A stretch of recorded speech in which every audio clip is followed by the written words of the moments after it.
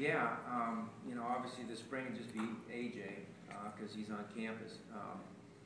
I've been really pleased. I've been pleased with the way Terrell finished the season, and I'm proud of him. He's a competitive person, and I think the kids behind him, kids that are in class, you know, right now, on campus, as well as you know, adding Allen to the mix, are just guys that give us a chance to have great competition. There's nothing better than competition.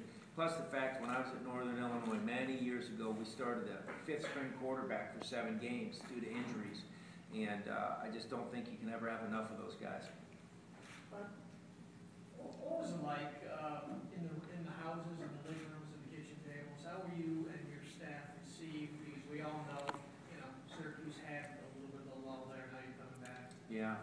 What's the feeling when Syracuse knocks at the doors of these kids' houses? It's been great, but the kids, you know, it's easy to get the kids excited on the phone when you're talking about what you want to do. But to finally get into the homes for myself, I'm only allowed to see the parents one time in their own homes, was extremely exciting for me, and it was great to just pass on our message. And I think that was most revealing was, you know, people knew that we won 3 bowl games in the last 4 years. People knew that we have a great education to offer. And I think they were also impressed with the fact that we graduated 77% of our student athletes. I think we only have 14 schools above us that are playing major college football from the big conferences. And our retention rate's 91%. And those numbers in comparison, which we do a lot of, you know, you narrow it down, you say who are we going up against. And when you put the real numbers down, there's proof in the pudding. So it's so easy to sell a school like Syracuse. And just a pleasure to get to know everybody. It's the greatest part of my job. You know, the worst part of the job is leaving Missy and the kids behind. The best part of the job is meeting other moms and dads and their families, the brothers, the sisters, and getting to know, you know, what they're all about and get a feel for who they are and their core values. The biggest thing we wanted to do is try to match up our core values here with these kids and make sure that it fit. And it fit in most instances. I give our coaches a ton of credit for that. There were only a couple occasions where, you know, I decided to go in another direction because I didn't think the character met the expectations and the high bar we're trying to set here for the future. And it was great. It was a lot of fun. Frank. Coach, I know it's really early on, but what type of immediate impact do you think this freshman class can make next season? Well, you know, we'll know how good this class is in 3 or 4 years, to be quite honest with you. On paper, it's a good class. And, you know, around these kids, I'm excited about it. But the maturation and the speed of those kids to be able to come in and make an impact will be different on each, you know, on each kid. The thing you don't want to do, in my opinion, is you don't want to anoint a kid for something that he did in the past. You want to give him credit for it, and you want to be excited that he chose to come and play for your team and your systems, both sides of the ball. But you also want to give that kid an opportunity to be a freshman. And if that's sitting back and waiting a year to play, then we got to make good decisions there. If it's an opportunity for a youngster to come in and make an impact right away, then, you know, all the more power to him. You know, I look at Brisley, you know, Brisley Esteem came in. We're excited as heck about him. But there was still that learning curve, you know, being away from home, learning a new system, learning the new, you know, the new verbiage and the new, you know, playbook and all the things that you're asking him to learn. And then you add to it the academic structure and all the things that we ask the kids to do. So, you know, I hate to anoint kids until they get here and prove themselves. We have a great football team coming back. We have a lot of quality young men that know what it takes to win and know where we need to be and how high that bar is in this conference. So we're going to start there, and then we're going to just turn it into a competition across the board, as we always have. And I think that's the best way to move forward. Looking specifically at the wide receiver group now with these guys, how do you view it differently than the end of last year? How much better do you think it is? Well, we'll never know until we get them in camp and throw that ball up to them.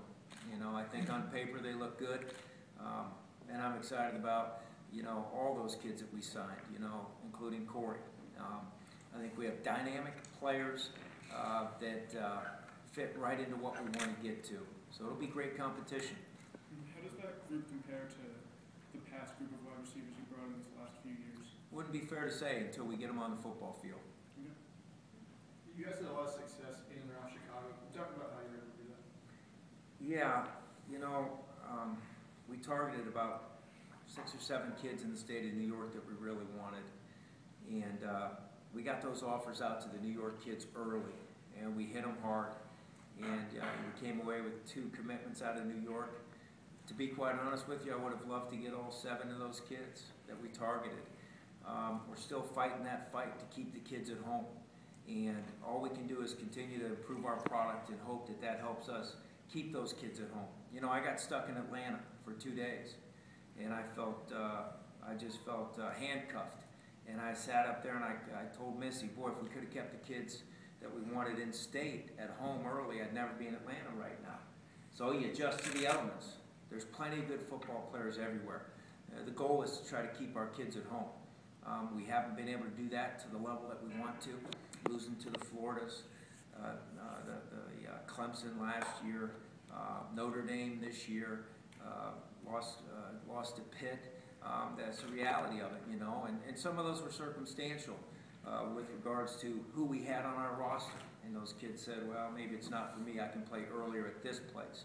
So we're going to fight that fight. Now to get back to your question about Chicago, just like South Florida, I'm indebted to Chicago. You know, the years we were at Northern Illinois, the year I was at Illinois, we played with Chicago kids. Some of those high school coaches are the most respected people in the business that I know. And we started a clinic way back in the day, south side of Chicago in the public league. We had 28 guys show up the first year.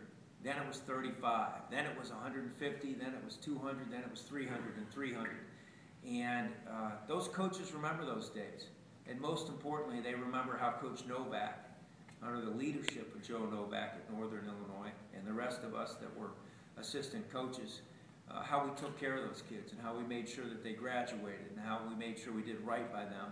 So it was really easy for me to go back into those neighborhoods and talk about those people. And we had some of my former players at some of those schools at high school football games and whatnot from years and years ago, and uncles and parents are asking about, you know, these guys on this staff that used to be out that way, and it really helped. You know, I think there was a comfort factor, and just the fact to be able to get into the south side, grab some Harold's chicken, and then go out in the suburbs and go to Portillo's, grab some Italian beef and a Chicago-style hot dog. For me, it was great. It was great to get back in that territory for a number of reasons. I think we got quality kids from that part of the country, and I'm excited to see them on the field. Scott, not only with yourself, but with the staff, this is your second time around being on the recruiting trail with them as the head coach. What are you learning about yourself, and what are you taking away from watching them in action? Well, I just trust them. You know, I let them go out there and do their job. They know what we're looking for. The thing that's probably most comforting is not the fact that they bring players to you and say, hey, got some great players for you, coach. The fact that they come back and they say, look, these 3 kids, they're rated really high, coach, but they don't fit. Okay, good. Let's move on to the next one. Why is this guy fit? He's our kind of kid. He's going to go to class. He wants to get an education. Maybe he wants to be the first in his family to get a college degree from a premier university like Syracuse. So we speak the same language. As far as learning about myself, haven't really reflected to that, to that question, other than to just keep doing what we've done for all the years that we've been together, so many of us, and understand that as long as we surround ourselves with people that want to play at Syracuse, we're going to be in good shape every year. Chris? Scott, now that you kind of know what you have coming in, are there any guys that you're shifting around, like Isaiah Johnson to the inside or anything? Not yet. Those things will happen. You know, we need to get through spring ball and see where we're at, and then we need to get these kids on the grass. You know, we already started our junior list and started the tab. You know, how many kids at what positions, but really, those are kind of misnomers till we get these guys on the field. Because what will happen is the lowest rated kid in the class got a shot to be an All-American. Seems like it happens every few years, and the highest rated kid maybe won't pan out the way we thought. So until you get them on the grass, let them compete, find out who they really are between the white lines. It's a waiting game to some degree. So we'll put that, we'll put those things up on the dry erase board and be ready to use that eraser. Do you know have you guys made a decision on Fleming with a red shirt, if he'll come back or not? Yeah, Flem's coming back, he looks good, he's running around, he's excited, and he just looks great. His body's in great shape, his legs are feeling good, he says he's got the bounce back into his legs, and excited to get him back out there too.